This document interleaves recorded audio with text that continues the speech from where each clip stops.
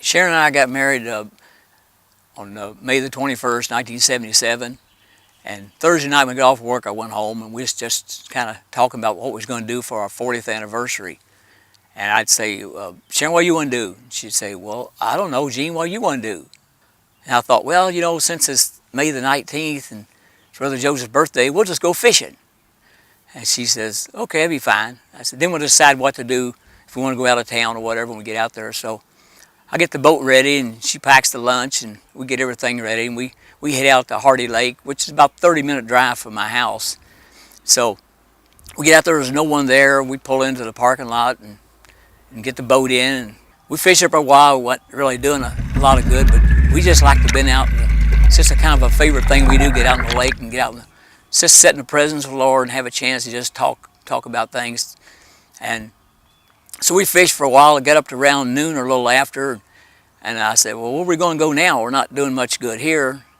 And she said, whatever you want to do. I said, well, there's this one cove.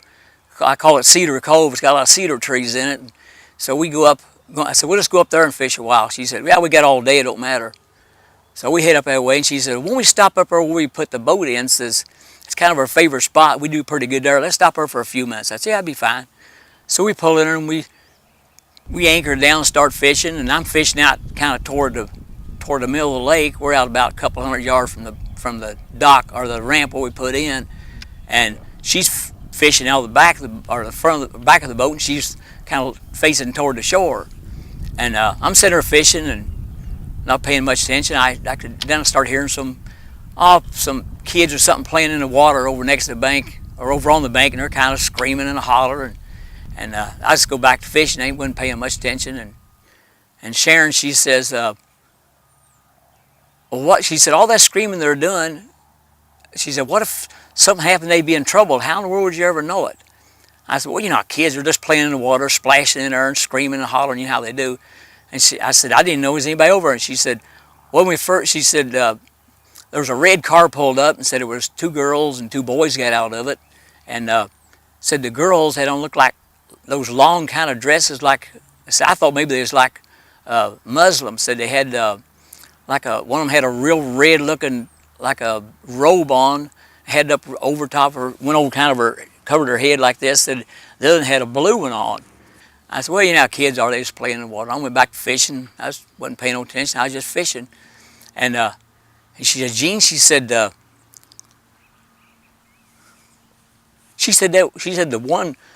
one girl in the blue got out and she took about running across the parking lot to holler, and said, I don't see the one girl that was in the red. And she said, and them 2 boys was on that picnic table with her.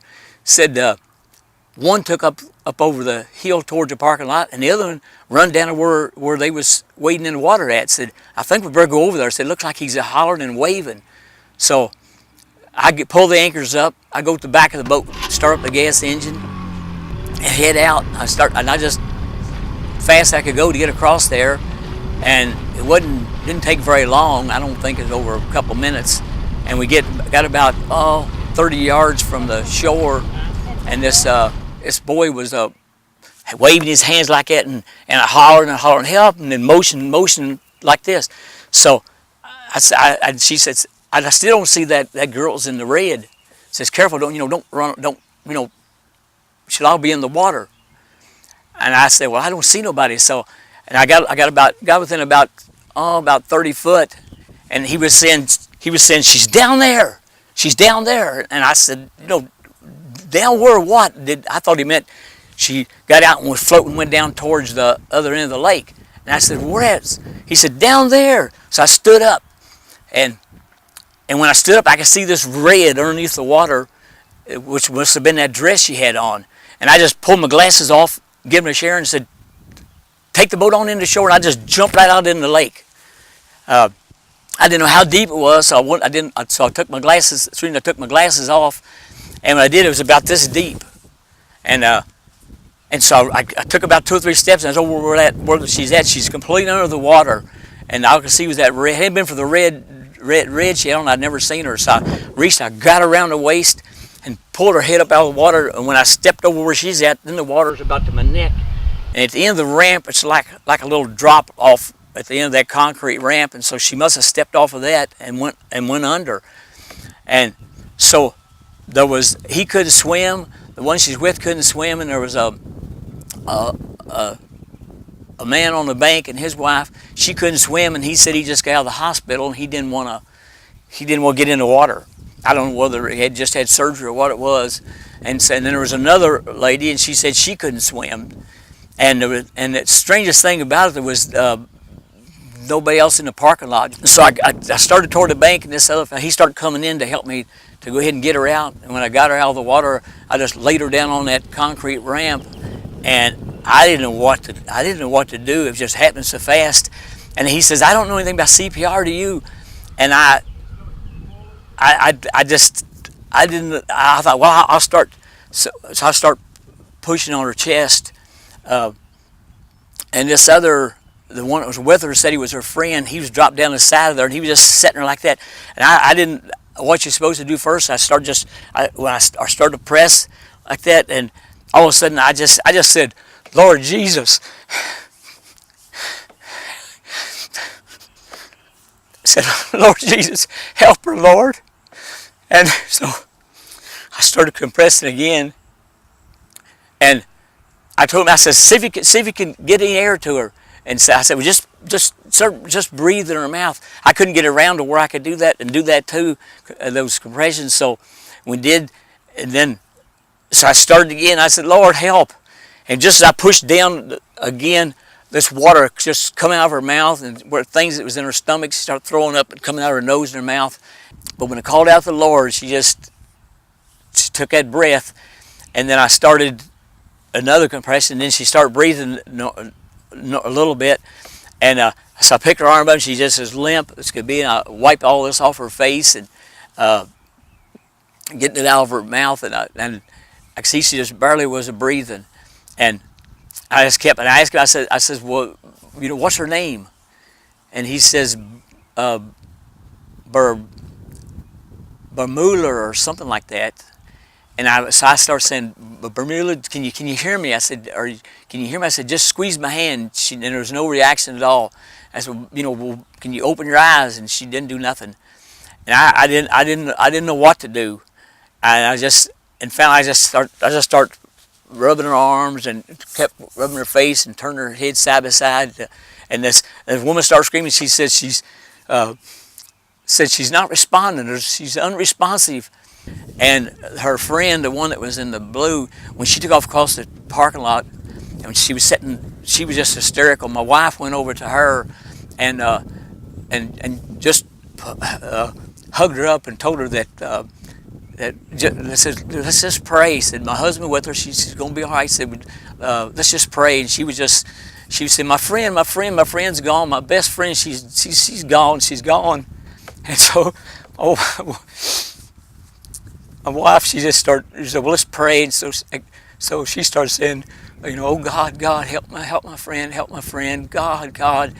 I just didn't know what else to do. And this other guy, he says, said, "Give her some more CPR."